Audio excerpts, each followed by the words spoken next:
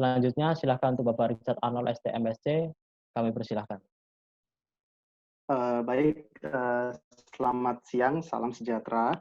Terima kasih saya sampaikan kepada Bapak Ibu perwakilan dari Akamigas Balongan untuk invitation dan izinnya bagi saya untuk memaparkan sharing knowledge pada hari ini. Terima kasih untuk teman-teman BEM, teman-teman IATMI, teman-teman SPI, dan teman-teman mahasiswa semua yang sudah mengundang dan memberikan tempat dan waktu untuk saya berbagi pengalaman dan ilmu bagi kita semua. Saya harap apa yang akan disampaikan pada kesempatan kali ini bisa bermanfaat buat kita semua. Dan saya pribadi sangat senang bisa bertemu dengan teman-teman baru, dengan adik-adik semua. Semoga kita mendapatkan manfaat yang semaksimal mungkin pada kesempatan kali ini. Mungkin supaya lebih lancar presentasinya, saya izin ini ya, close video. Nanti ketika Q&A saya akan muncul lagi. Oke, sekarang saya share screen dulu ya.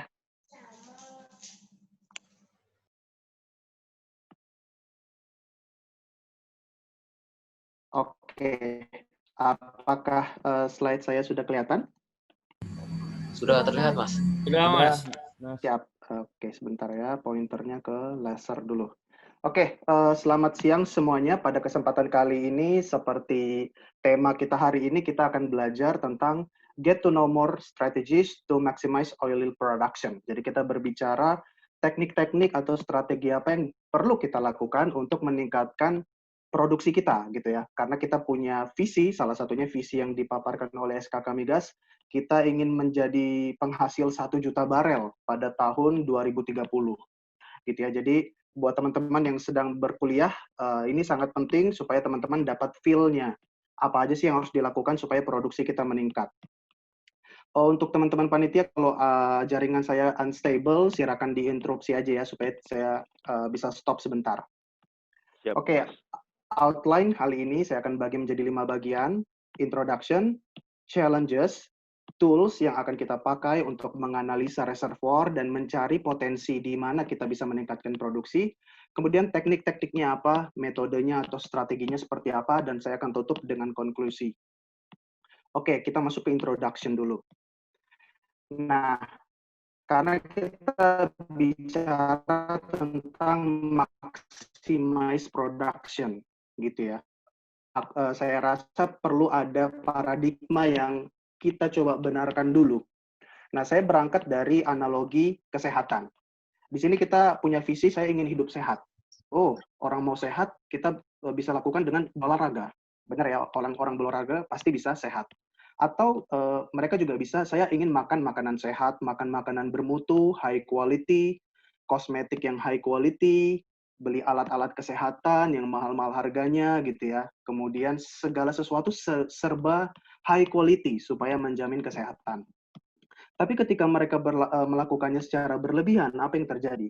Olahraga berlebihan, alhasil loyo, staminanya cepat habis, capek, nggak fresh gitu ya, kemana-mana lemes gitu. Yang alhasil dia mau jadi sehat, tapi ujungnya malah loyo gitu ya, mudah sakit, lemes. Atau di sisi lain, dia ingin sehat, tapi ternyata uangnya habis karena dia habiskan semuanya untuk makanan yang mahal, yang high quality, super quality, alat-alat kesehatan, kosmetik, semuanya gitu serba higienis, super higienis, dan akhirnya dia bokek, kehabisan duit. Orang yang kehabisan duit juga ujungnya lama-lama stres dan tidak sehat gitu ya. Nah, jadi yang ingin saya ingatkan semuanya, sebelum kita berbicara tentang oil, maximum health doesn't mean maximum exercise atau super quality food, treatment, dan suplemen. Artinya kita ingin hidup sehat bukan berarti kita genjot olahraga mati-matian atau habiskan uang kita untuk membeli produk-produk yang super quality. Nah sama, oil production juga seperti itu. Kita berkata saya ingin maksimum production.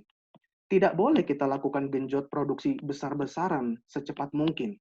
Karena apa yang terjadi? Bisa menyebabkan terjadinya water conning. Kenapa? Karena kita genjot produksi besar-besaran yang terproduksi lama-lama adalah water saja. Ya, ini salah satu fenomena water conning gitu ya. Yang masuk bukannya oil, malah water gitu ya. Jadi kita bukan lagi produksi air, bukan lagi produksi minyak. Sekarang kita produksi water. Kita sekarang jadi perusahaan air. seperti aqua gitu ya. Nah, itu kan kita tidak inginkan gitu ya. Makanya kita tidak boleh maksimum production, bukan berarti kita genjot produksi besar-besaran. Karena ketika ini terjadi, yang kita dapatkan adalah low recovery factor. We don't want that. Kita nggak mau itu. Atau saya ingin maksimum production dengan apa? Saya lakukan project besar-besaran, eksplorasi besar-besaran, drilling besar-besaran, EOR besar-besaran, masif semuanya, tidak terkontrol. Saya spending budget habis-habisan. Saya kira saya akan mendapatkan minyak yang banyak. Ternyata apa? Karena spendingnya terlalu besar, minyaknya tidak terlalu banyak didapatkan, akhirnya low NPV, bahkan bisa negatif keekonomiannya. Kita bokeh gitu ya, kita rugi. Dana yang kita spending untuk melakukan major project ternyata tidak memberikan oil sebagaimana yang kita harapkan. Kita rugi dan bahkan perusahaannya bisa bangkrut seperti itu. Nah, jadi dari pelajaran kesehatan tadi, saya ingin kita coba memiliki paradigma yang benar dulu tentang maximum production. Apa yang kita butuhkan sebenarnya bukan highest atau produksi yang tertinggi, tapi recovery factor yang tertinggi dan highest NPV atau keekonomian yang tinggi. Jadi itu ya teman-teman ya. Kita ingin recovery factor tinggi dan kita ingin ekonominya tinggi supaya kita dapat uang sebanyak-banyaknya dari lapangan kita. Atau dengan kalimat lain, goal dari setiap pengembangan lapangan adalah mempercepat produksi. Ya, memang produksi harus kita percepat, tapi recovery faktornya harus kita maximize dengan lowest cost. Kalau bisa sehemat mungkin ya biaya yang kita keluarkan. Oke, sekarang kita lanjut. Nah, sekarang berbicara tentang produksi, itu tidak bisa terlepas dengan yang namanya recovery factor. Nah, recovery factor itu adalah hasil perkalian dari EPS atau Pore Scale Displacement Efficiency. Ini berbicara tentang bagaimana mudahnya minyak lepas dari pori-pori batuan, gitu ya. Kalau minyak itu bisa lepas dari pori-pori batuan secara mudah, artinya efisiensinya tinggi, artinya EPS-nya tinggi. Kemudian juga drainage efficiency. Drainage ini artinya menyedot, gitu ya. Jadi seberapa efisien penyedotan kita dari reservoir kita. Nah, kalau kita misalnya punya banyak sumur, artinya kita efisien menyedot minyak dari dalam reservoir. Artinya ED-nya tinggi, ya ED-nya tinggi. Tapi kalau sumur kita cuma satu, sementara lapangan besar, artinya kita tidak bisa mendrainage reservoir dengan efisien. Makanya ED-nya kecil. Kemudian juga ada ES. Ini adalah sweep efisiensi. Artinya seberapa efisien pendorongan fluida di dalam reservoir. Apakah dia merata seperti piston, jadi kayak dia mendorong gitu ya. Jadi fluidanya itu mengalir secara teratur ke dalam wellbore, atau mungkin mereka banyak yang lari kemana-mana seperti fingering, membentuk misalnya fluidanya atau oilnya lari bukannya ke sumur, tapi melalui fault, melalui patahan, melalui rekahan, pergi kemana-mana, dan akhirnya tidak bisa kita produksikan. Kalau itu terjadi, itu artinya sweep efisiensinya kecil. Tapi kalau pendorongannya, pergerakannya itu teratur, rapi, dan reservoirnya homogen, kita akan dapat sweeping yang tinggi. Terakhir adalah cut-off efisiensi. Ini berbicara tentang seberapa panjang lapangan kita umurnya. Misalnya kita punya kontrak kerja yang terbatas ke SKK Migas atau ke negara cuma 10 tahun. Artinya kita cuma bisa produksi selama 10 tahun dan kita nggak bisa dapatkan produksi yang lebih. Nah, itu berarti efisiensinya rendah karena umur lapangan kontraknya pendek, gitu ya. Dan juga misalnya peralatan produksi kita tua, mudah bocor, mudah leaking, mudah korosi, artinya produksi kita terbatas karena fasilitas pipanya, tangkinya itu bocor semua. Itu juga akan menurunkan cut-off efisiensi. Ya, jadi keep in mind recovery factor itu ditentukan dari keempat efisiensi ini. Dan ini ada salah satu contoh kalkulatornya ya, bagaimana kita bisa menentukan recovery factor suatu lapangan berdasarkan keempat faktor tadi.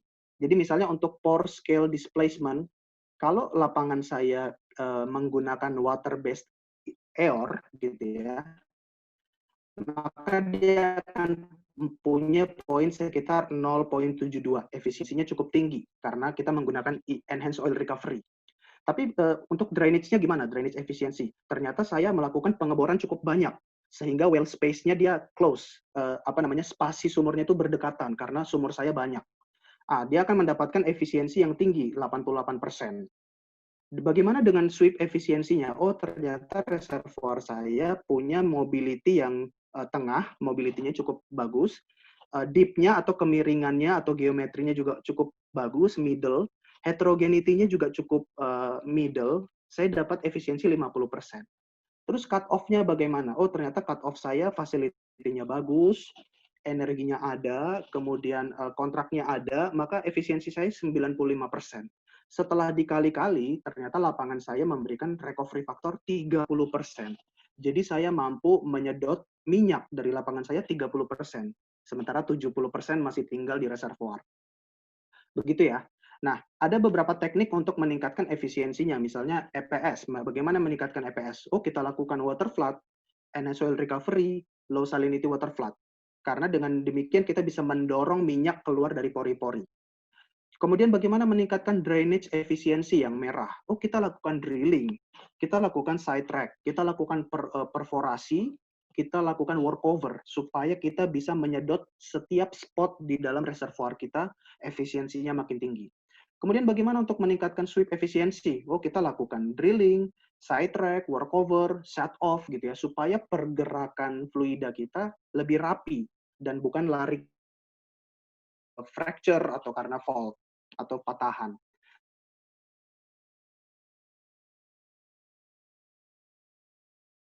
Terus bagaimana supaya cut off efisiensinya tinggi? Oh, kita bisa terus produksi, bukan sedikit-sedikit berhenti karena pompa mati, karena sparator mati, karena tangki bocor. Kita nggak mau gitu ya, itu nanti menghambat produksi kita. Atau kita lakukan perpanjangan kontrak, license extension. Kita datang ke SKK Migas, kita bergaining, kita ngobrol semuanya, kita siapkan supaya kita dapatkan kontrak kerja yang diperpanjang. Supaya tidak cepat selesai lapangan kita.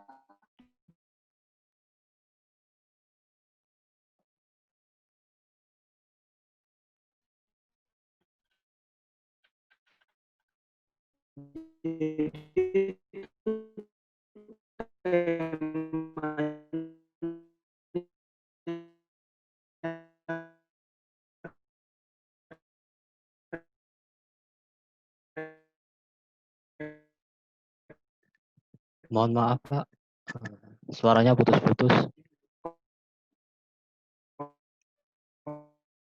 Free faktor, semoga teman-teman paham.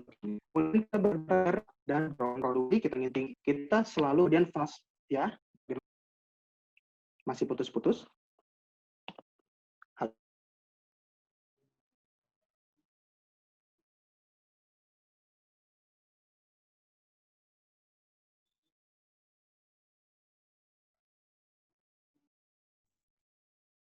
Sorry, tadi ada keputus. Apakah sudah kedengaran?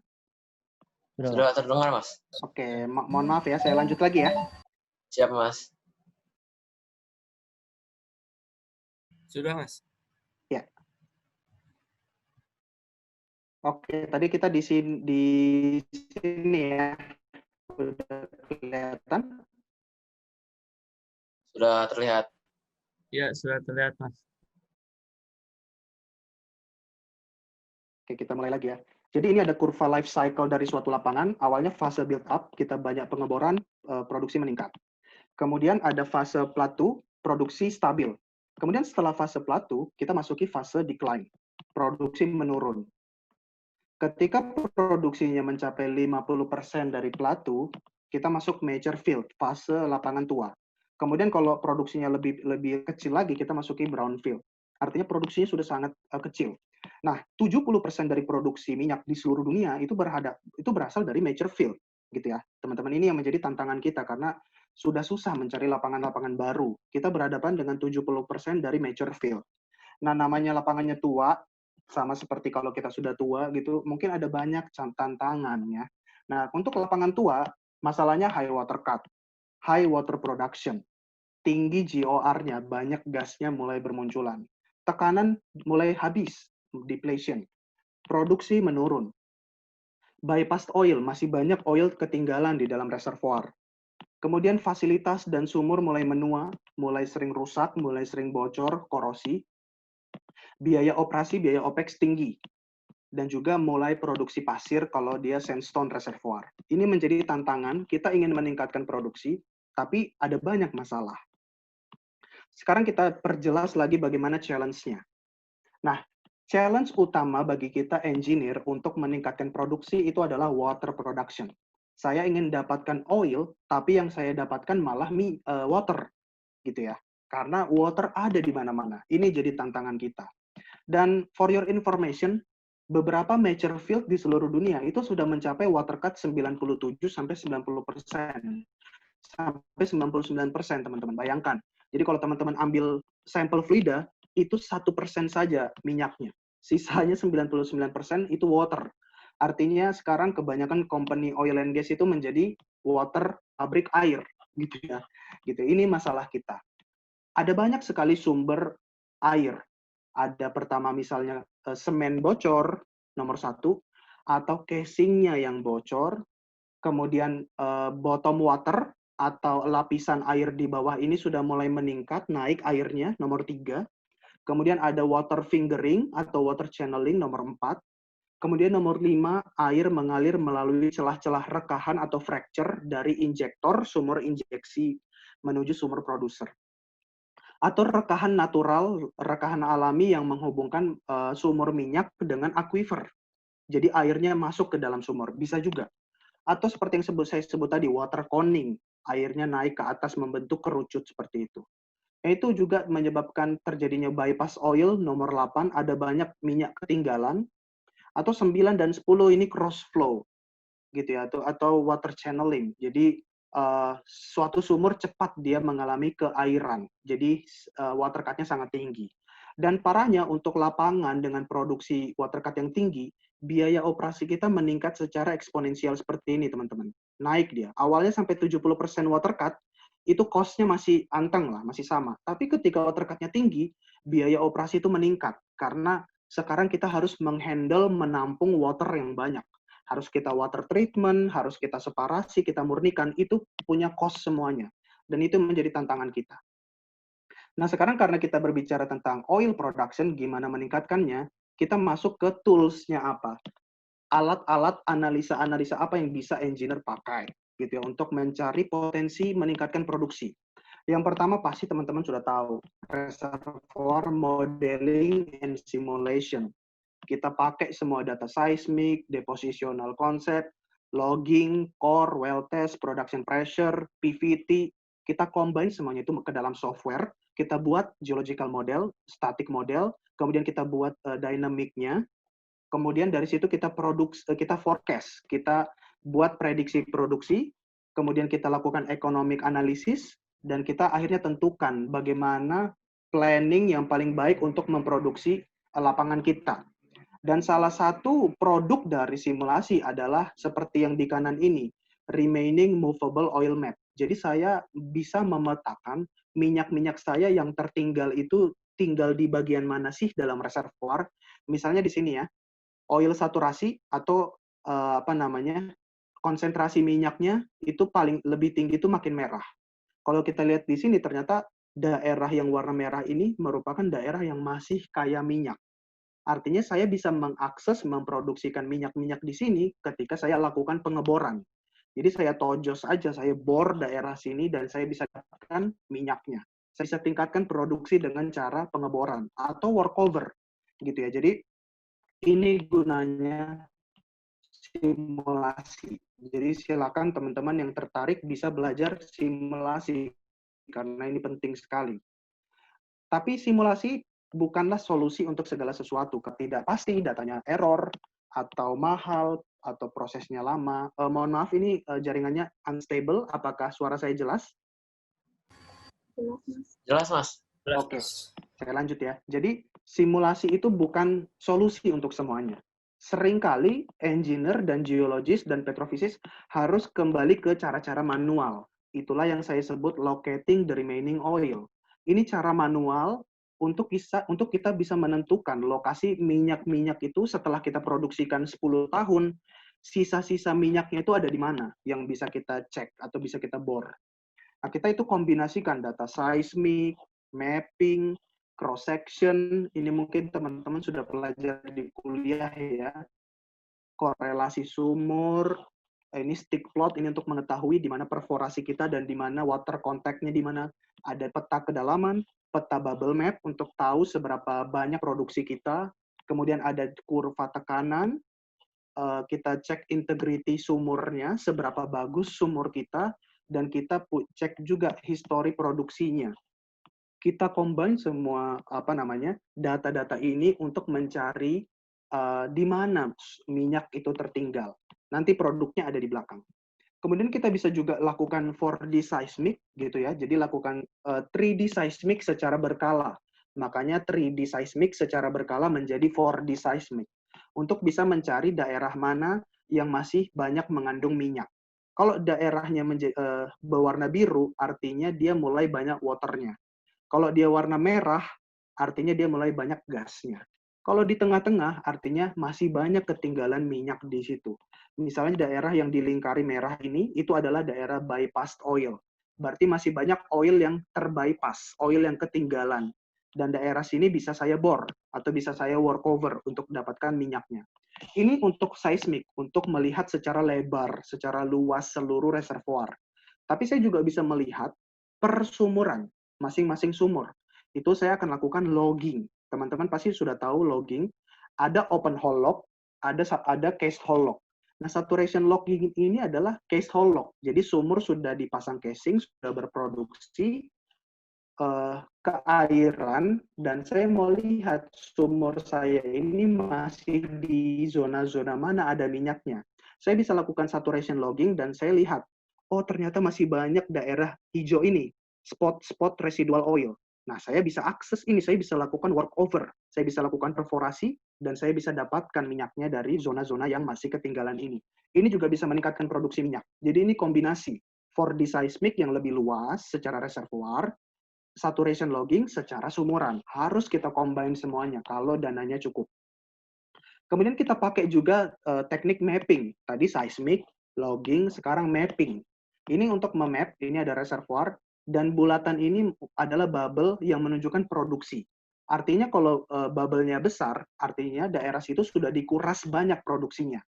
Dan daerah yang masih sepi, masih tidak ada bubble-nya, artinya di situ belum pernah diproduksikan. Berarti kemungkinan besar masih banyak tertinggal minyak di situ. Nah, ini sama ya, ini bubble, kalau di bawahnya ini grid. Ini sama, tapi beda visualisasi aja. Untuk gridding, warna merah artinya paling sedikit diproduksikan. Nah, berarti kita punya potensi di warna merah ini, minyaknya masih banyak ketinggalan di situ. Bisa saya bor di situ, bisa kita bor di situ. Atau di sini ada juga grading untuk menunjukkan produksi water. Semakin biru suatu zona, artinya produksi airnya di situ semakin banyak. Dan kita nggak mau produksi di daerah yang water cut-nya tinggi. Makanya saya cari di zona yang putih. Jadi untuk contoh ini, yang bagian tengah itu kemungkinan kita bisa dapatkan minyak. Atau contoh di sini bubble map cara yang lain ya, yang kanan. Nah, ini bisa kita lihat ada facies, ada channel, ada barrier island gitu ya. Dapat terlihat bahwa produksi kita sudah banyak dilakukan di channel reservoir yang warna biru, yang seperti channel-channel ini ya. Sudah banyak terdrain, terkuras produksinya di sini. Artinya kalau saya mau mencari oil yang ketinggalan, kemungkinan di tengah-tengah ini masih banyak. Seperti itu ya yang dilakukan engineer untuk mencari minyak. Saya lihat yang masih sepi bulatan-bulatannya, oh berarti kemungkinan saya bisa dapatkan minyak di situ kalau saya bor atau workover.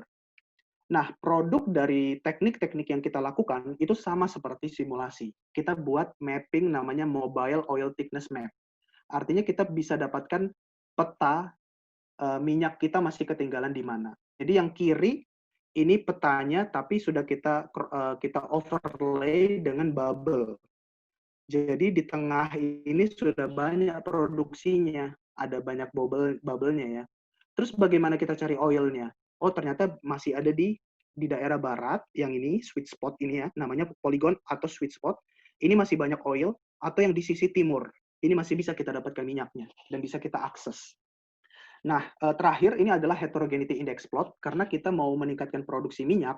maka kita juga bisa meningkatkan minyak dengan cara memperbaiki atau troubleshooting atau problem solving sumur-sumur yang mati, sumur-sumur yang information damage, sumur-sumur yang ada kendala dan tidak bisa berproduksi.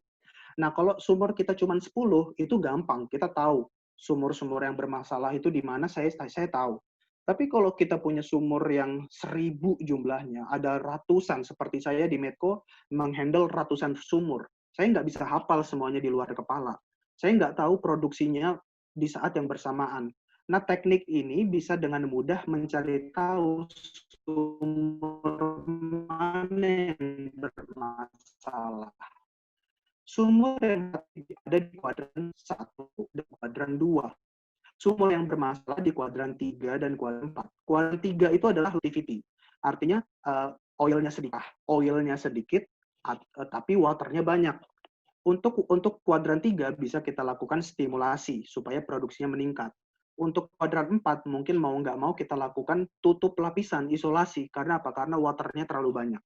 Nah, ini bisa digabung dengan mapping seperti ini supaya saya tahu sumur-sumur yang warna biru ini artinya sumur-sumur yang bermasalah, yang merah juga bermasalah. Jadi saya langsung tahu nih, sumur-sumur ini adalah sumur yang bermasalah. Jadi saya bisa langsung terjun ke lapangan dan datang ke satu-satu sumur ini untuk tahu masalahnya apa.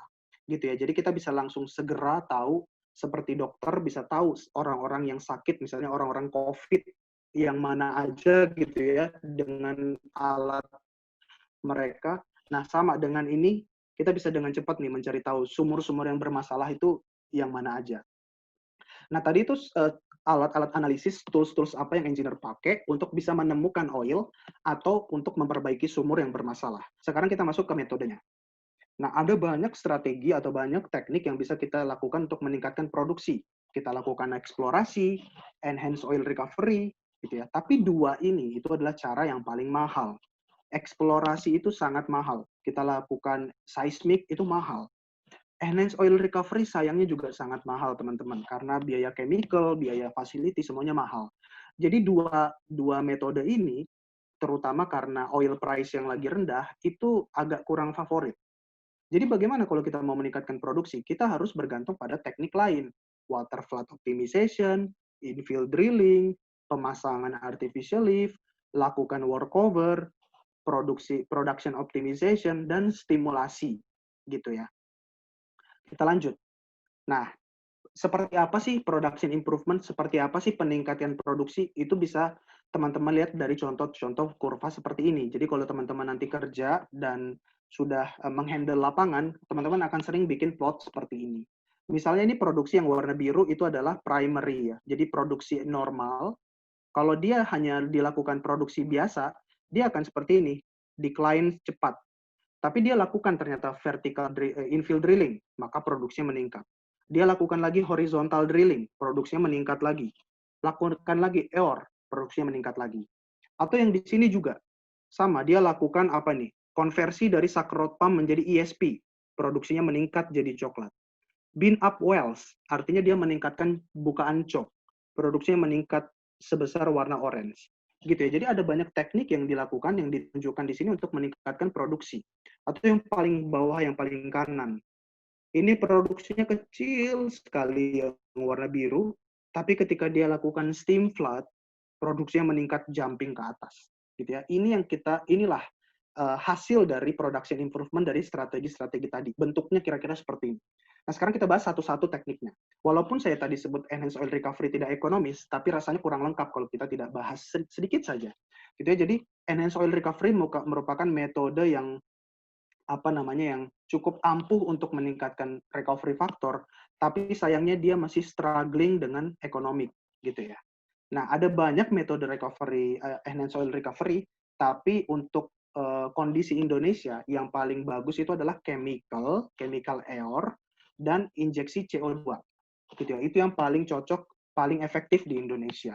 Tapi banyak sekali penelitiannya macam-macam ya. Ini ada CO2, ini ada mikrobiologi, ada vibrasi, ada eksplosif, ada thermal. Semuanya itu bisa dilakukan tapi kurang ekonomis dan kurang efektif. Yang paling efektif adalah chemical dan CO2. Nah, sekarang kita masuk, tadi sudah EOR, sekarang kita masuk drilling. Ini contoh dampak dari drilling terhadap produksi. Jadi kalau di sini ya kita lihat tren dari before infill. Sebelum infill drilling, produksinya itu yang ini turun dia, turun cepat ke bawah. Ya, masing-masing kita lihat tren dari before infill, produksi cepat habis. Tapi ketika dia lakukan infill drilling, produksinya bertahan lama, bahkan ini produksi meningkat. Ini juga produksi meningkat dan decline-nya menurun. Ini meningkat, ini menjelaskan bahwa infill drilling, pengeboran itu sangat penting untuk meningkatkan produksi dan reserve. Kalau dilihat di sini teman-teman yang kurva yang kanan bawah, semakin banyak pengeboran ya, the number of infill drilling, semakin ke kanan, semakin banyak, kita akan mendapatkan penambahan reserve yang semakin banyak. Ini terbukti ya, gitu ya. Jadi kalau kita punya lapangan, kalau sumur kita sedikit, minyak kita sedikit, reserve kita sedikit. Tapi ketika kita pengeboran cukup banyak dan bijaksana kita taruh sumurnya di mana, kita akan dapat banyak minyak. Sama seperti tadi saya sebut, meningkatkan drainage efisiensi dan sweep efisiensi. Nah, ini ada contohnya ya. Kita lakukan simulasi antara spacing atau space lah ya, 40 hektar, 40 acre dengan 20 acre. Artinya untuk 40 acre nih sumurnya lebih sedikit, lebih sepi, 20 acre nih lebih banyak pengeborannya dan dia lebih sempit, lebih jaraknya lebih dekat. Ini lebih lebar. Nah, lihat, ternyata produksi untuk skenario 20 acre itu produksinya lebih tinggi, teman-teman, karena dia lebih banyak titik-titik drainage-nya. Sementara yang 40 acre produksinya kecil. Ini baru produksi. Sekarang reserve atau cumulative production. 20 acre tuh lebih banyak dia kumulatifnya. Sementara 40 acre tuh lebih dikit. Ini menjelaskan semakin banyak Anda mengebor, semakin banyak oil Anda dapatkan. Tapi hati-hati dengan keekonomiannya karena pengeboran itu tidak murah. Nah, reservoir itu banyak macamnya, teman-teman, kompleks. Ada reservoir yang multi layer seperti ini. Ada suatu lapangan yang punya 100 reservoir. Dan bagaimana kita bisa mengakses reservoir ini untuk mendapatkan oilnya? Setiap layer kita tembus. Ya, seperti ini contoh satu dari paper yang saya ambil, dia punya 165 zona. Bayangkan ini bagaimana manajemennya nih. Ini tantangan tersendiri ya. Nah, ini pintar-pintarnya orang drilling engineer nih untuk bisa membuat trajektori sumur yang bagus supaya setiap zona yang warna merah, kuning, biru ini bisa diakses, bisa ditembus supaya nanti kita bisa perforasi dan kita produksikan minyaknya dari masing-masing zona ini. Ini kalau multi layer reservoir. Ada zona yang challenging lain namanya thin oil rim. Gitu ya. Jadi thin oil rim ini zona minyaknya ini tipis. Dia di sandwich antara gas cap dan aquifer. Dia di sini tipis nih, cuman beberapa meter oilnya. Nah, ini kita nggak bisa drainage, tidak bisa kita sedot minyaknya dengan efisien kalau kita buat sumur vertikal atau sumur deviated, sumur yang miring. Untuk kasus seperti ini, bagaimana strategi kita? Oh, kita harus lakukan pengeboran horizontal seperti ini. Supaya lebih banyak zona horizontal well seperti ini, kita bisa optimize reservoir drainage, kita bisa memperlambat breakthrough dari gas cap, kita bisa perlambat, dan air dari aquifer, kita bisa perlambat supaya tidak cepat-cepat terjadi coning. Dan juga productivity index-nya lebih tinggi untuk horizontal well. Jadi ini penting ya, beda reservoir, beda model sumur kita. Tadi multi layer bagaimana, ini sekarang thin oil rim gimana. Gitu ya. Itu tadi infill drilling. Sekarang kita ke metode berikutnya, water flood. Water flood ini merupakan salah satu metode yang paling ampuh untuk meningkatkan produksi pada kondisi sekarang. Jadi EOR karena mahal, tidak ekonomis, kita harus banyak bergantung kepada injeksi water atau water flood. Nah, water flood itu ada banyak konfigurasinya, ada banyak pattern-nya, ada macam-macam, ada peripheral yang atas, ada direct line, 5 spot, 7 spot, dan lain sebagainya. Ini harus disimulasi oleh engineer supaya tahu mana minyaknya yang paling banyak, skenario mana, pattern mana yang akan memberikan minyak paling banyak. Nah, contoh dampak dari water flood adalah seperti ini. Ini ada kurva produksi. Sebelum dilakukan water flood, decline-nya cukup tinggi, 8,3%. Dia decline cukup terjal, tapi di tahun 69 mulailah dilakukan start water injection atau water flood. Mulai ini kurva warna biru ini adalah laju injeksi water, ini laju produksi minyak. Dan setelah terjadi water flood, ternyata decline-nya makin kecil, atau jadi 4%. Artinya produksinya menjadi makin landai. Ya terlihat ya pelandaian ini ya. Seperti itu. Dia tidak terjal lagi. Artinya umurnya makin panjang. Nah, ketika tahun 94, dia lakukan lagi gas injection. Decline-nya juga turun lagi menjadi 2%. Umurnya makin panjang. Inilah salah satu dampak dari water flood. Nah, water flood itu seperti saya sebutkan tadi ada banyak skenario-nya. Terus kita sensitivity, kita coba-coba dengan software untuk tahu konfigurasi mana yang memberikan minyak paling banyak. Seperti ini ya, line drive, dia memberikan 100, kumulatif oil production-nya 100. Ada block water drive, kalau skemanya seperti ini, dia memberikan 100,9. Ada raw water drive, seperti ini ya, dia memberikan 102,6. Ternyata yang paling tinggi adalah adaptive water drive, seperti ini, dan dia memberikan 103,4. Beda reservoir, beda strategi. Ini harus kita coba-coba ke kondisi reservoir kita. Intinya adalah engineer harus terus mencari skema yang paling bagus supaya water flood-nya memberikan minyak yang paling banyak.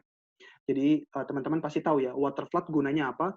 Gunanya itu untuk mencegah penurunan tekanan dan juga untuk membantu penyapuan, pendorongan supaya sweep efisiensinya tinggi.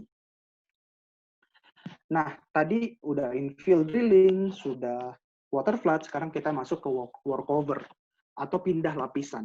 Seperti yang saya sebut tadi, teman-teman. Jadi ada banyak reservoir seperti ini, ada A, B, C, D, E. Nah, bagaimana kita bisa mendapatkan minyak dari multi zone seperti ini? Ya, kita lakukan workover. Pertama, kita produksikan dulu reservoir F.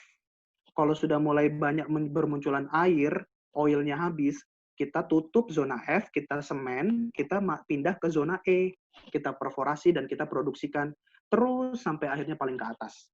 Nah, untuk workover, kuncinya adalah open hole log dan case hole log.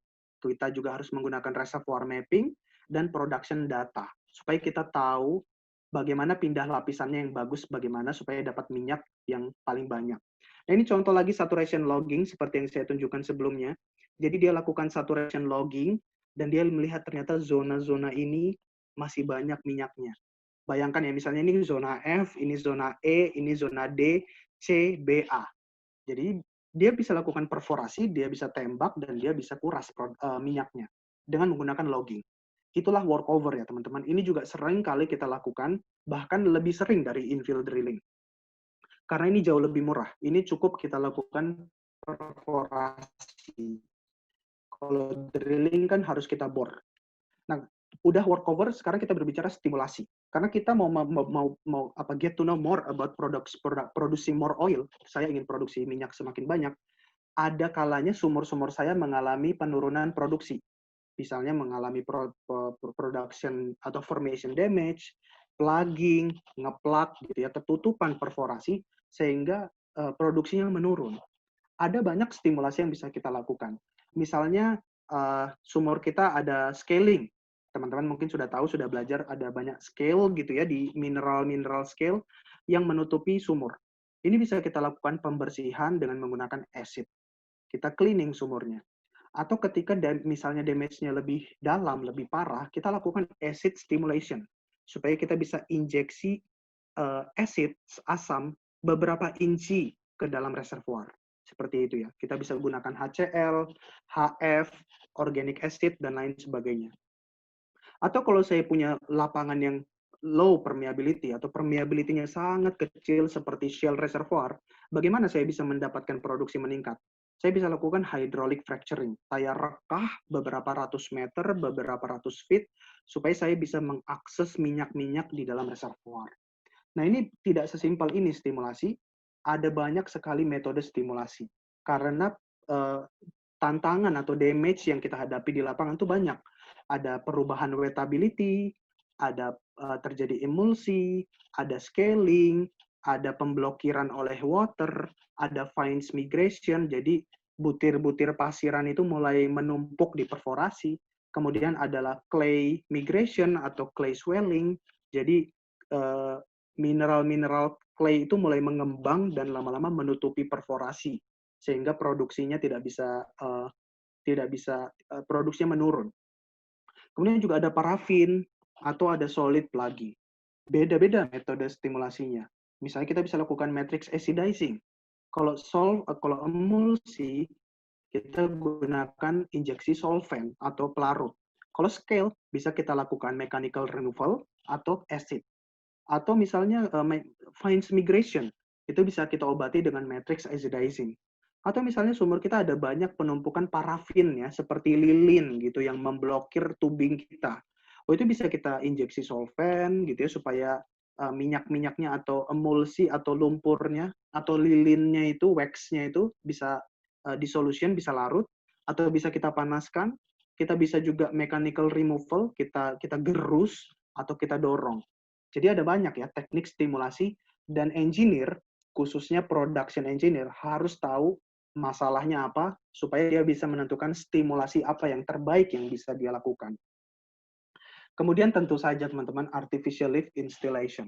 Jadi kalau kita ingin meningkatkan produksi dan sumur kita mulai mengalami penurunan produksi, dia tidak lagi bisa berproduksi secara natural, tidak bisa primary production karena tekanannya menurun atau karena water cut-nya meningkat, cara bisa membangkitkan sumur supaya hidup lagi adalah kita pasang artificial lift supaya produksi minyaknya bertahan. Nah, ada banyak artificial lift yang perlu teman-teman sebagai engineer tahu adalah kunci dari pemilihan artificial lift itu adalah ini. Harus tahu selection-nya gimana, desainnya harus bagus, instalasinya harus mulus, harus lancar, dan terakhir ketika ada kendala, teman-teman tahu optimasinya. Gitu ya. Jadi beda teman-teman untuk sumur yang ada korosi, untuk sumur yang ada gas, ada scale, ada padatan, ada pasir, itu beda-beda. Untuk sumur yang dalam dengan sumur yang dangkal, beda artificial lift-nya. Untuk sumur yang high water cut, beda juga dengan yang low water cut. Jadi teman-teman sebagai engineer harus bisa menguasai, harus punya feeling dari matrix ini. Misalnya kedalaman saya 1.000 sampai 15.000 TVD. Oh, itu bisa kita bisa gunakan ESP gitu ya, karena ternyata sakerot pump tidak bisa sedalam itu misalnya. Ya, jadi ini penting sekali bagaimana kita tahu artificial lift apa yang paling cocok untuk kondisi sumur atau lapangan kita. Ya, jangan cuman buru-buru install artificial lift. Karena kalau kita buru-buru seleksinya, desainnya, instalasinya buru-buru, itu ujung-ujungnya buang-buang duit. Kenapa? Karena kalau nggak cocok artificial lift-nya, nanti sedikit-sedikit bermasalah. Misalnya artificial lift-nya sakerot pump, teman-teman tahu. Bagaimana kalau rod-nya patah tiba-tiba? Karena sumurnya terlalu mereng. Jadi antara rod dengan tubing sering bergesekan. Ternyata patah. Bagaimana? Kita baru melakukan rig, ternyata sumurnya udah mati lagi karena patah. Atau misalnya ketika kita lakukan ESP, tapi ternyata reservoir kita banyak pasirnya. Oh, ternyata disedot, ESP bekerja, 1 minggu sudah rusak. Sudah mulai masalah elektrikal. Kenapa? Karena baling-balingnya, pompanya itu keplugging dengan pasir. Jadi nggak cocok ya, ESP dengan zona reservoir yang banyak pasirnya nggak cocok. Nah, itu harus kita tahu, harus dapat feel-nya, gitu ya. Nah, ini contoh dari penggunaan artificial lift dan stimulasi. Jadi di titik 1 itu awalnya sumur kondisi normal. IPR-nya di sini ya, di titik yang 1 ini. Kemudian karena dia ingin memperpanjang umur umur sumur ini, dia convert dari natural flow menjadi ESP. Masih sama ya, IPR-nya masih sama dari 1 ke 2. Kemudian ternyata pada suatu waktu terjadi problem formation damage. Produksinya menurun tajam di titik 3. IPR-nya makin ciut, makin kecil karena formation damage. Apa yang harus dilakukan? Dia harus lakukan stimulasi. Nah, engineer-nya memutuskan untuk melakukan hydraulic fracturing. Dan IPR-nya meningkat menjadi yang warna ungu, nomor 4. Produksinya meningkat. Nah, karena produksinya meningkat, ESP-nya sudah nggak cocok lagi. Dia harus mengganti dengan ESP yang lebih besar. Makanya dia pakai ESP upgrade, nomor 5. Dan dia masih sama IPR-nya. Gitu ya. Jadi ini yang dilakukan oleh engineer, harus tahu kondisi sumur, formation damage, kemudian bisa menentukan pemasangan artificial lift, dan stimulasinya. Nah, ini langkah-langkah terakhir ya. Tadi sudah kita bahas infill drilling, workover, water flood, stimulasi, sekarang production optimization. Jadi production optimization ini kita perlu melihat big picture-nya. Bahwa sumur itu bukan sumur tok, tapi ada reservoir, ada sumur, ada tubing, ada kepala sumur, wellhead, ada flow line, ada separator. Masing-masing titik ini bisa kita optimumkan supaya produksinya meningkat. Jadi misalnya di sini tekanan separator. Kalau tekanan separator tinggi, artinya makin susah fluida kita mengalir ke dalam fasilitas, ke dalam station. Karena tahanan di sini tinggi. Gitu ya. Atau ketika tekanan kepala sumur tinggi, kita choke, kita tutup gitu ya, choke-nya kecil, sama, tahanan produksi makin meningkat dan akhirnya produksi kita menurun. Gitu ya. Bagaimana jadi yang harus kita lakukan? Oh, kita optimasi, kita turunkan tekanan separator misalnya. Atau kita turunkan tekanan kepala sumur dengan cara membuka choke yang lebih besar supaya kita dapat produksi yang meningkat. Ini kalau contoh satu sumur. Big picture-nya apa? Kalau semua sumur. Jadi yang segitiga ini ada sumur, ini ada reservoir, dan dia dihubungkan dengan gambar ini ilustrasi terhadap tubing. Kemudian dia dikoneksi dengan flow line, perpipaan, manifold, menuju separator di simbolnya ini. Masing-masing titik bisa kita optimasi. Misalnya tubingnya kita bersihkan, tubingnya kita sizing ulang supaya cocok produksinya. Ini bisa optimasi dari segi sumur. Kemudian dari segi kepala sumur bisa kita lakukan choke optimization. Kita buka aja choke-nya lebih besar, atau kita install artificial lift, atau artificial lift-nya kita optimasi. Misalnya frekuensi ESP-nya kita besarkan supaya produksinya meningkat. Atau misalnya stroke length atau stroke per menit dari sakrot pump bisa kita tingkatkan. Atau injection gas dari gas lift bisa kita tingkatkan. Kita optimumkan parameter artificial lift supaya produksinya meningkat. Kemudian kita juga bisa lakukan debottlenecking. Ini apa? Ini adalah menghilangkan atau mengurangi tahanan-tahanan di perpipaan. Misalnya perpipaan kita kotor, ada plugging, ada parafin menumpuk di perpipaan sehingga menghambat produksi. Atau perpipaan kita terlalu kompleks. Kiri, kanan, kiri, kanan, kiri, kanan. Ada banyak T. Jadi ada banyak T, ada banyak belokan, ada banyak elbow. Itu semuanya menghambat. Itu membentuk bottleneck gitu ya. Jadi kayak leher botol. Jadi dia menyempit. Itu kita tidak inginkan. Jadi facility engineer dan production engineer harus mengoptimumkan network atau fasilitas produksi supaya tidak banyak hambatan. Dan terakhir, sistem depressurization. Jadi tekanan separatornya bisa diturunkan supaya produksi makin lancar. Gitu ya teman-teman. Jadi itu semua teknik-teknik yang bisa kita lakukan supaya produksi meningkat. Jadi untuk konklusi, apa yang betul-betul kita ingin butuhkan itu bukan highest production, tapi highest recovery factor. Artinya umur lapangan kita perolehannya lebih banyak. Dan juga highest NPV, net present value. Artinya ekonominya harus bagus, cepat balik modal, dan dana kita berkembang. Kemudian musuh terbesar kita adalah water. Karena water ini di mana-mana. Dan water ini juga bisa menyebabkan scaling, korosi, dan produksi pasir. Ya, dia bisa menyebabkan itu semua. Kemudian alat-alat apa, tools-tools apa yang bisa kita pakai sebagai engineer dan sebagai geologis, geosciences untuk bisa menemukan minyak. Kita bisa lakukan modeling, simulasi, kita buat mapping, kita lakukan seismic,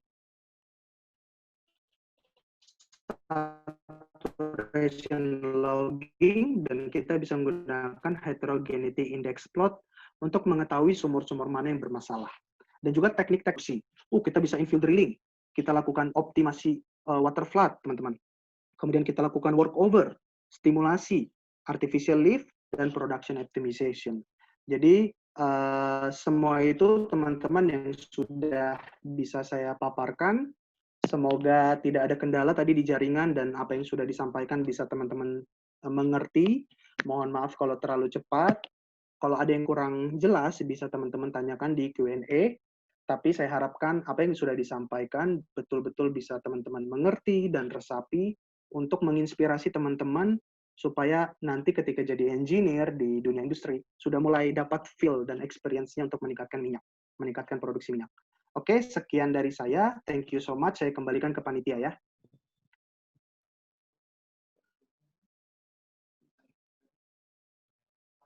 Terima kasih atas penyampaian materi yang telah disampaikan oleh Bapak Richard Arnold, STMSC. Selanjutnya kita akan masuki sesi tanya jawab. Kepada hadirin, sekali lagi apabila ingin bertanya dipersilahkan untuk berkomentar terlebih dahulu di kolom chat pada aplikasi Zoom.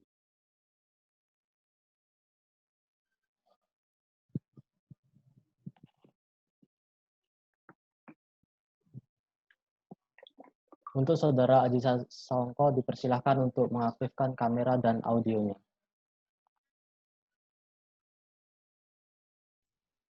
Halo, bisa didengar suara saya? Bisa. Selamat siang, Mas Richard. Terima kasih atas penjelasannya tadi. Sebelumnya saya mau mohon maaf dulu karena pertanyaan saya sedikit lumayan banyak. Jadi mungkin bisa langsung disebutkan semua atau beberapa dulu ya? Monggo. Oke. Untuk yang pertanyaan pertama, tadi Mas Richard menjelaskan soal problem di produksi atau di reservoir tepatnya ya, challenge-nya. Di situ tuh ada bypass dan water fingering.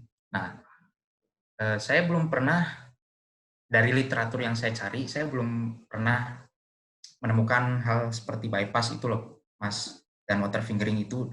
Lalu, jika misalkan Mas menemukan itu dalam problem produksi migas itu, solusinya apa? Terus yang kedua, misalkan dengan problem tadi, itu menimbulkan expenses yang cukup besar untuk menanganinya. Gitu.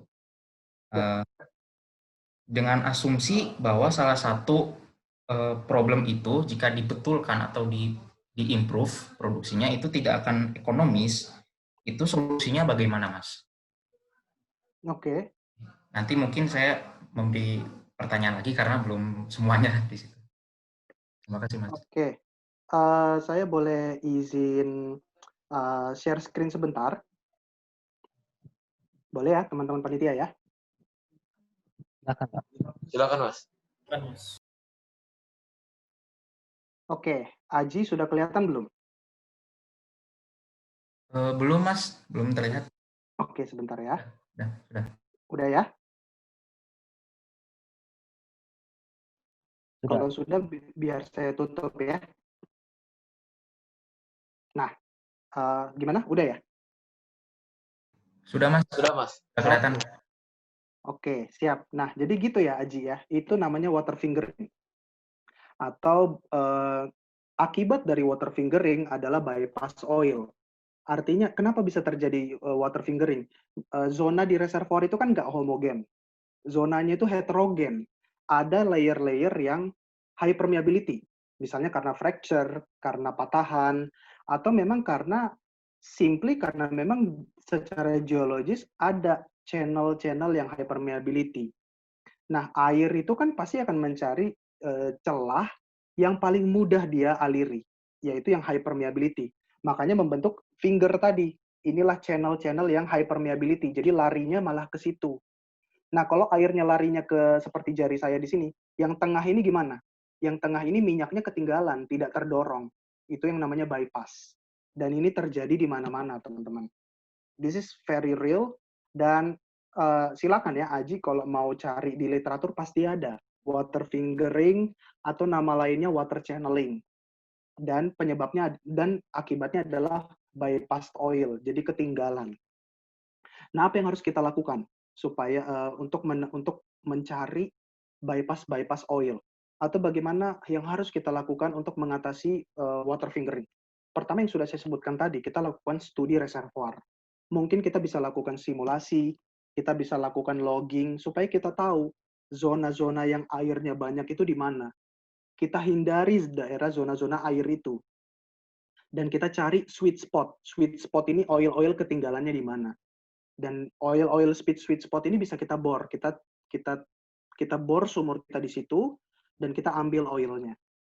Atau bisa juga sumur yang sudah, misalnya sumur injeksi ya, sumur yang menyebabkan sumber air itu bisa kita shut in. Jadi sumur yang sudah banyak airnya yang menjadi sumber masalah itu kita matikan aja, shut in. Atau lebih agresif lagi, kita bisa semen. Perforasinya kita plug, kita semen, kita isolasi. Supaya tidak ada lagi produksi water. Nah, kalau waternya dari aquifer, itu bagaimana? Ya sama, sumur-sumur produksi yang sudah mengalami air banyak, kita juga isolasi. Kita pindah lapisan ke yang lebih atas. Karena biasanya semakin atas, oilnya semakin banyak. Semakin bawah, waternya semakin banyak. Gitu ya. Jadi, teknik-teknik isolasinya ada banyak. Yang paling murah itu cukup matikan sumur. Supaya ketika sumurnya dimatikan, pergerakan air di reservoir itu makin melambat. Karena driving force-nya makin mengecil. Nah, kita tahu ya, aliran itu terjadi karena perbedaan tekanan. Aliran mengalir dari tekanan tinggi ke tekanan rendah. Ketika kita matikan sumur, tidak ada lagi perbedaan tekanan. Jadi air cenderung diam dan tidak lagi terjadi fingering seperti itu. Itu yang paling gampang shut in. Yang paling mahal yaitu kita isolasi, kita semen, kita shut off, namanya water shut off, kita injeksi gel, dicampur semen, supaya zona-zona yang keairan itu dia ketutup, supaya nggak mengganggu aliran minyak. Gitu ya. Itu tadi yang pertama ya. Ada pertanyaan yang kedua tadi ya. Bagaimana? Ya, Mas. Untuk pertanyaan kedua tuh misalkan begini, solusi yang akan kita gunakan untuk mengatasi masalah seperti water fingering dan bypass tadi itu menghasilkan biaya yang terlalu tinggi atau expenses yang tidak mungkin untuk ekonomis untuk kita gunakan. Nah, itu solusinya seperti apa? Apakah kita mencari alternatif lain atau mungkin ada cara lain seperti itu? Oke, good question. Kalau dia tidak ekonomis, simply kita nggak lakukan. Jadi sering kali di lapangan itu kita relakan. Nah, jadi itu yang paling gampang ya. Udah biarkan aja. Tapi ada lagi yang lebih ini unstable. Kedengaran nggak ya? Halo? Halo, kedengaran. Oke. Nah, ada lagi berita yang lebih baik dari itu. Jadi ketika sumur dimatikan, tadi saya bilang pergerakan air ini melambat. Jadi kalau problemnya water conning, ketika sumurnya dimatikan, maka conningnya itu menurun. Akhirnya dia merata lagi. Sama, fingering juga gitu. Kalau sumurnya kita matikan, fingernya itu mulai kerucut. Mulai nggak agresif lagi gerakan air. Dan oil mulai lagi terakumulasi ke sekitar sumur. Oil sedikit, sedikit, mulai menumpuk lagi di sumur. Nah, ini bisa kita lakukan survei gradient. Misalnya kalau teman-teman tahu, ada namanya SBHP atau FBHP, kita turunkan recorder, kita cek. Oh, ternyata oil sudah mulai menumpuk di sumur saya. Nah, ini bisa kita produksikan intermittent, misalnya 1 minggu, atau 1 bulan, atau 2 bulan, sampai water itu muncul lagi. Ketika water muncul lagi, artinya conning atau channeling atau fingering terjadi lagi. Nah, kalau terjadi lagi, matikan lagi. Tunggu lagi sampai airnya settle, baru kita cek lagi ada oil yang tertinggal, baru kita produksikan lagi secara intermittent. Gitu ya kasusnya kalau terlalu mahal proyeknya. Seperti itu. Baik, Mas. Mungkin kalau ini saya akan nanya lagi, tapi ternyata ada yang mau bertanya, jadi mungkin bisa dilanjut nanti. Boleh.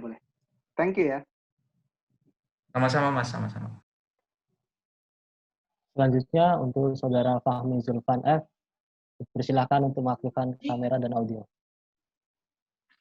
Izin bertanya, Mas. Saya Fahmi Zulfan Fauji dari Universitas Pasundan, jurusan Teknik Mesin. Izin bertanya, bagaimana awal mula Mas Richard bisa terjun menjadi seorang reservoir engineer? Apakah bisa diceritakan? Dan kendala apa saja yang biasanya ditemukan pada bidang itu? Oke, thank you. Very good question ya. Jadi seperti mungkin teman-teman ingat tadi yang disampaikan dari CV saya itu teknik kimia, gitu ya. Saya teknik kimia, awalnya nggak mau kerja di oil and gas ya, karena cinta lingkungan itu awalnya gitu ya. Saya ingin kerja di pabrik, saya ingin kerja di rekayasa industri atau di macam-macam lah. Yang penting cinta lingkungan. Tapi ya somehow kita harus bekerja. gitu ya. Jadi saya apply ke Medco dan puji Tuhan dapat gitu ya. Dan ketika di interview dia bilang ada lowongan itu reservoir engineer. Saya kira reservoir engineer itu chemical engineer. Saya kira ketika kita bicara tentang reservoir engineer itu saya akan bekerja dengan separator, dengan pipa, dengan pompa. Itu kan chemical engineering banget tuh. Ternyata enggak. Jadi saya sendiri itu nggak tahu saya akan masuk ke petroleum engineer. Gitu ya. Jadi saya betul-betul belajar dari nol. Dan ternyata setelah saya pelajari, dunia perminyakan tuh enak banget untuk dipelajari. Gitu ya. Mungkin teman-teman yang udah petroleum engineering di sini bisa merasakan ya. Dan bukan cuma enak, agak gampang sebenarnya. Lebih susah dari teknik mesin, Fami. Gitu ya. Jadi kalau kamu mau kerja di petroleum engineer bisa banget. Gitu ya. Jadi apa namanya? Bisalah kita pelajari, tapi harus kita perkaya juga dengan wawasan geologi. Harus kita membayangkan lapisan-lapisan dalam bumi itu bagaimana. Kita juga harus bisa lebih membiasakan diri dengan aliran fluida. Nah, ini kan teknik mesin ngerti banget lah aliran fluida.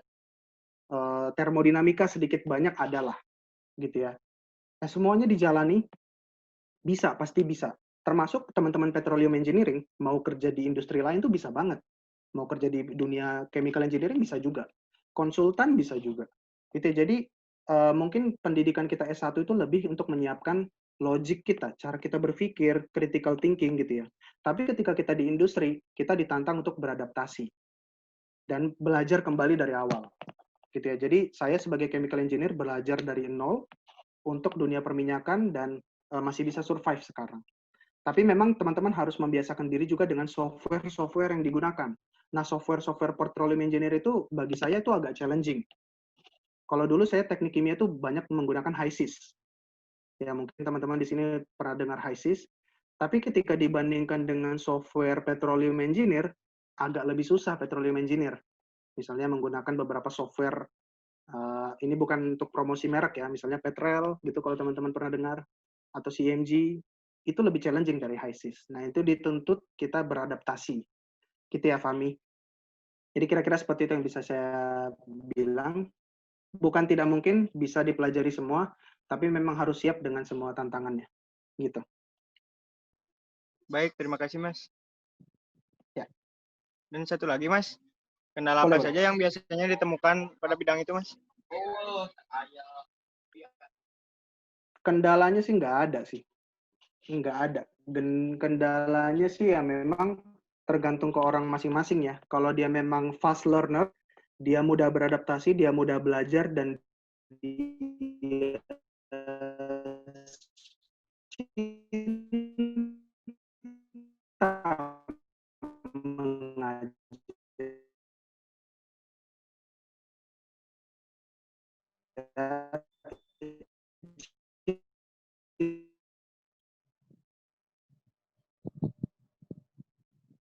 Mohon maaf Pak, suaranya putus-putus. Belajar itu tidak ada kendala ya, akan signifikan kok. Semua pekerjaan itu, kalau teman-teman jadi engineer ya, itu yang jadi di lapangan, misalnya jadi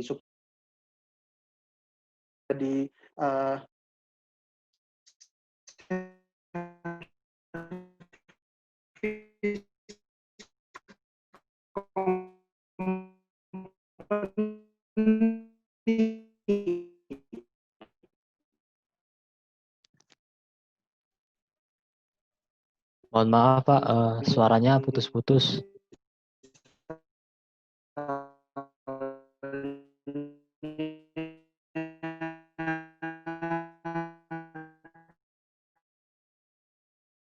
Slumberjee, situasinya itu di garda terdepan. Tekanan, tapi pasti semua pekerjaan punya.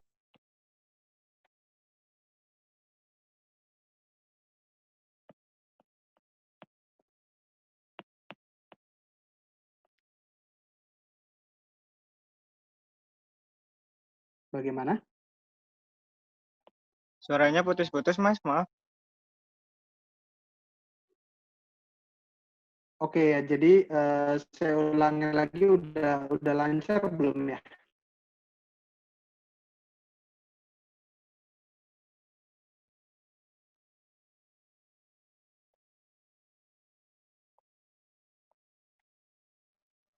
Sudah lumayan, Mas.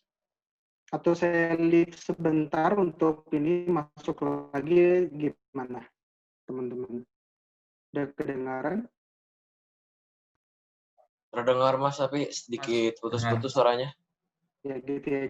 Jadi setiap industri punya tantangan masing-masing.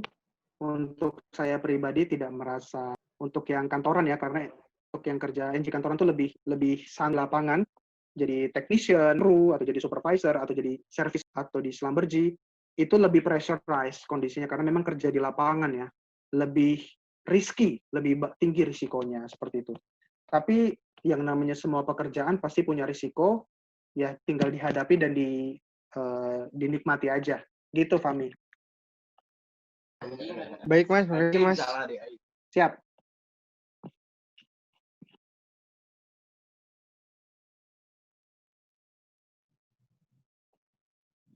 Monggo silakan.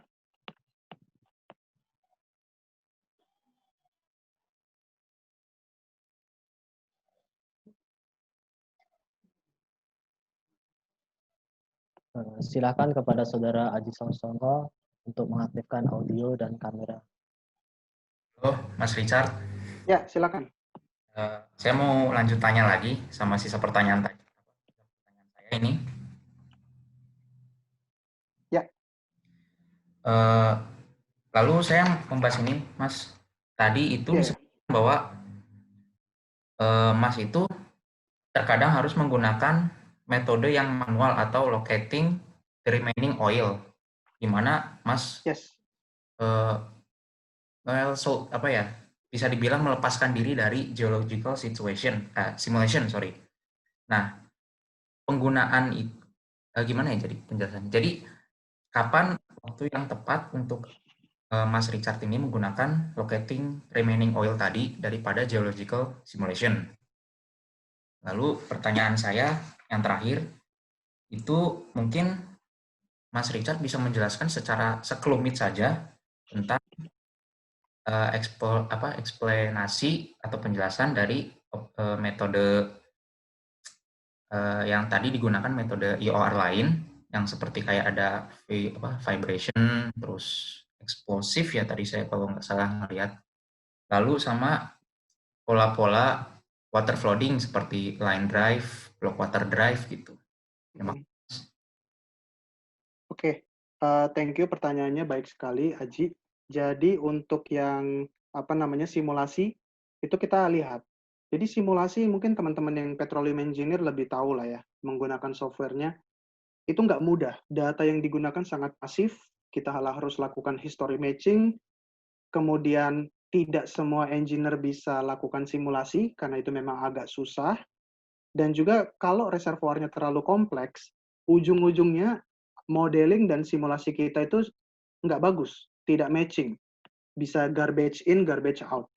Gitu. Jadi teman-teman harus kenali dulu kondisi reservoirnya. Kalau terlalu kompleks, terlalu heterogen, sumurnya terlalu banyak, dan sumurnya atau lapangannya tua, data-datanya tidak akurat misalnya, karena sudah dari zaman dahulu ya. Karena misalnya seperti di Medco, ada lapangan yang umurnya itu dari tahun 70. Nah, siapa yang bisa menjamin data-data tahun 70 dulu recordingnya bagus? Kalau data recordnya tidak bagus, akan kita simulasikan, bisa garbage in, garbage out.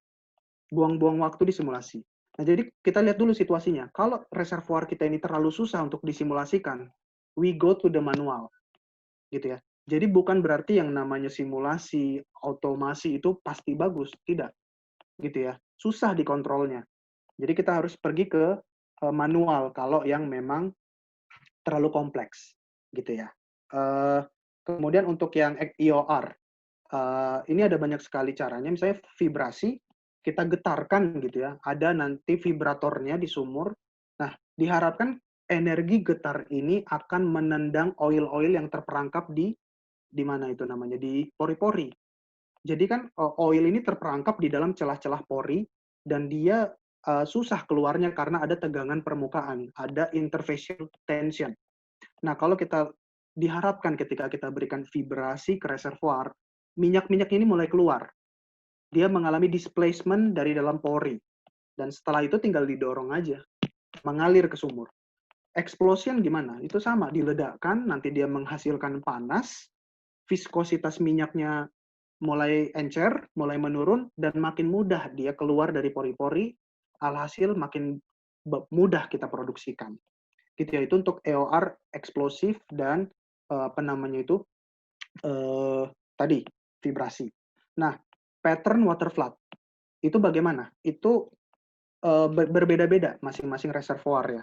Intinya semakin banyak injektor kita pasang, semakin cepat tekanan meningkat dan semakin bagus sweepingnya, dorongannya gitu ya. Tapi bukan berarti mudah karena bisa jadi sumur kita sedikit, kita nggak mau ngebor banyak gitu ya. Bisa jadi dana yang kita punya itu cuma bisa bikin patternnya segitiga, 3 injektor di tengah-tengahnya produser. Kita nggak bisa bikin 7 gitu ya, seperti pattern-pattern yang tadi saya sebutkan.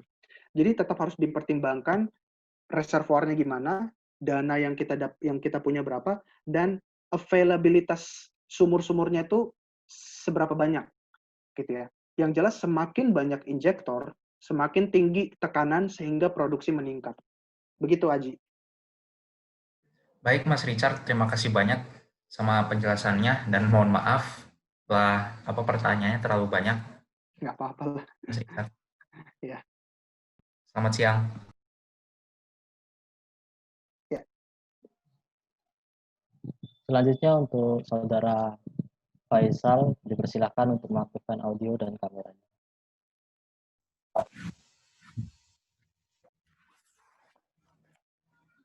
Oke, selamat sore, Bang. Ini mohon maaf, saya off cam karena nanti takutnya saya nge-lag.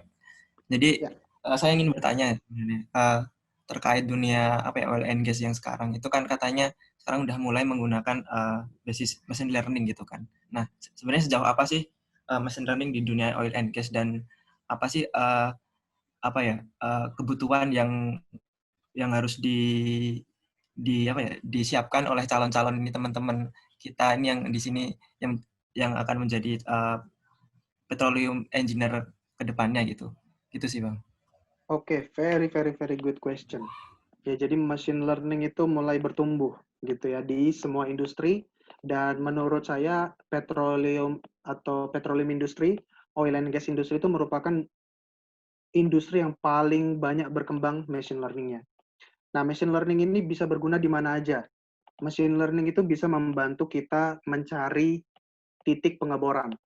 Jadi saya sebenarnya menyiapkan satu slide tentang machine learning untuk sama seperti teknik-teknik yang saya sebutkan.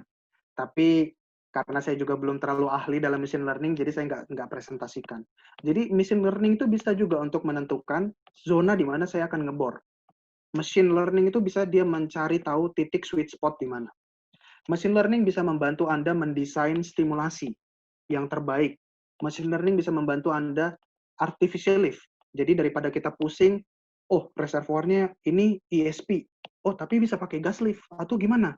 Kita kan, otak kita mungkin nggak bisa berpikir cepat seperti itu, tapi machine learning bisa dengan cepat gitu ya. Jadi kita masukkan data, nanti dia bisa menebak, oh Anda harus pasang ESP. Kita masukkan data, oh Anda harus masukkan gas lift. Jadi dia bisa memilih dengan cepat. Enhanced oil recovery juga bisa. Kita masukkan data, nanti dia berikan rekomendasi. Anda harus melakukan chemical EOR, atau Anda harus melakukan injeksi nitrogen, atau Anda harus melakukan injeksi CO2. Kemudian dengan machine learning, dia juga bisa mencari tahu sumur-sumur mana yang bermasalah, dan harus diperbaiki dengan cara apa. Gitu ya. Jadi machine learning, artificial intelligence, itu merambah di hampir semua bidang perminyakan. Reservoir engineering, geologi, petrofisik, production engineer, drilling engineer. Jadi seperti itu. Nah, untuk bagaimana harus mempersiapkan diri, ini saya juga agak saya nggak tahu juga ya bagaimana dunia pendidikan kurikulum perminyakan mempersiapkan diri, tapi saya rasa harus mempersiapkan diri mulai dari universitasnya. Yang saya tahu, teknik perminyakan ITB itu sudah punya mata kuliah artificial intelligence atau machine learning tentang itu. Jadi udah mulai diintroduce bagaimana coding, pemrograman, misalnya menggunakan Python, menggunakan neural network, itu sudah harus dimulai dari universitasnya, gitu ya. Dan jadi supaya masuk kurikulumnya, gitu ya. Dan sudah harus mulai membiasakan diri dengan coding-coding, dengan Python, atau dengan MATLAB, gitu ya. Dan harus memberanikan diri. Saya pribadi melihat coding atau pemrograman itu agak momok ya. Dari zaman S1 dulu, nggak mudah lah gitu ya. Tapi kita nggak bisa lari dari kenyataan. Gitu ya. Kita harus menerima kenyataan bahwa memang dunia beranjak ke sana. Ada industri-industri besar karena tidak siap, dia tergerus. Misalnya kayak Nokia, atau hampir-hampir waktu itu Bluebird, sampai akhirnya mereka beradaptasi. Nah sama, engineering sekarang juga harus seperti itu, supaya tidak tergerus oleh zaman. Jadi harus mulai membiasakan dan memberanikan diri untuk belajar pemrograman. MATLAB, gitu ya. Enggak semuanya MATLAB itu harus pakai coding if, bla bla bla, else, bla bla bla, enggak. Ada namanya toolkit. Toolkit di dalam MATLAB, itu nanti sama seperti software biasa, tidak harus coding. Jadi misalnya neural network itu ada toolbox-nya di dalam MATLAB. Sama di Python juga ada toolbox-nya yang tidak harus kita menggunakan if bla bla bla code else gitu ya. Gitu ya. Harus iterasi macam-macam gitu ya. Jadi mulai belajar, mulai buka-buka YouTube gitu ya. Mulai ikuti webinar-webinar sampai akhirnya teman-teman tahu. Tapi kalau saya lihat ya, pada akhirnya nanti kebanyakan mungkin industri migas itu untuk artificial intelligence itu mereka lebih meng-hire pihak ketiga. Misalnya service company atau misalnya vendor gitu ya. Jadi engineer seperti saya tidak dituntut untuk bisa machine learning, tapi untuk bisa meng-guide, membina atau membimbing teman-teman dari service company yang menyediakan jasa artificial intelligence. Gitu ya. Jadi orang-orang artificial intelligence mungkin mereka nggak punya pengetahuan perminyakan yang bagus. Mereka mungkin lebih bisa coding, gitu ya. Nah, jadi kita kolaborasi. Jadi teman-teman nanti engineer yang tahu teknikalnya, geologinya gimana, perminyakannya gimana, teman-teman harus bisa kolaborasi dengan para programmer, gitu ya. Ini win-win.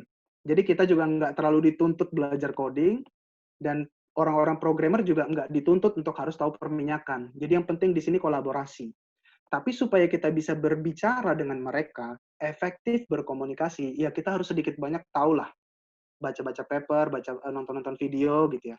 Supaya enggak buta-buta banget gitu ya teman-teman ya. Jadi sekian yang kira-kira bisa saya kasih clue atau kasih sedikit info tentang itu. Silakan next question kalau ada. Selanjutnya untuk Saudara Muhammad Takwim, dipersilakan untuk mengaktifkan audio dan kamera. Oke, selamat sore Mas Richard. Perkenalkan, nama saya Muhammad Takwim dari Angkatan 17, Migas Balongan. Saya ingin bertanya Mas, tentang production water di tiap-tiap sumur itu, atau di tiap daerah itu, apakah dipengaruhi dari pengaruh geologikal seperti depositional transition atau lingkungan pengendapannya, atau seperti apa Mas? Kalau untuk misalnya kan takutnya kan di lingkungan Mas nih, misalnya di tempat kerja Mas tersebut itu water pondingnya jauh lebih besar ketimbang water ponding ada di Jawa gitu Mas. Mungkin pertanyaan dasar saya sih Mas. Terima kasih. Ya. Itu pertanyaan bagus kok Takwim, thank you ya. Gitu ya. Jadi memang yang namanya produksi air dari yang saya sebutkan tadi itu sangat berhubungan dengan geologinya. Salah satunya deposisionalnya, pengendapannya gimana, fasiesnya gimana. Coning pasti akan lebih cepat terjadi pada fasies atau environment yang pengendapannya itu memberikan permeability lebih tinggi. Khususnya permeability vertikalnya tinggi, gitu ya. Jadi kalau memang kita punya kondisi geologi yang menyebabkan itu terjadi, ya coning makin cepat karena permeabilitas vertikalnya lebih tinggi. Jadi air mudah mengerucut ke dalam sumur. Atau memang lingkungan pengendapannya ketika proses deposisinya terjadi fault, patahan, atau terjadi natural fracture, rekah di mana-mana. Gitu. Ini masing-masing sangat tergantung sama kondisi geologinya. Gitu ya. Kalau patahan, beda-beda. Ada patahan yang bisa memblokir air, ada patahan yang malah bisa jadi channel atau streamline untuk si water. Atau rekahan, itu rekahan sangat bisa itu menjadi channel-channel tempat air bisa menerobos gitu ya. Jadi sangat bisa mempengaruhi, dan kita nggak bisa sendiri, kita harus ditemani oleh teman-teman geologi, karena mereka yang tahu kondisi deposisinya gimana, dia yang bisa mendeskripsi secara luas reservoir kita itu gimana, dan kita akan dapat sense-nya untuk tahu, oh memang ini sumur saya ini bermasalahnya coning, bukan channeling, atau sebaliknya, gitu ya. Itu kira-kira Takwim. Oke, terima kasih Mas jawabannya. Lihat nih SMA kami Gas Balongan. Bravo. Oh.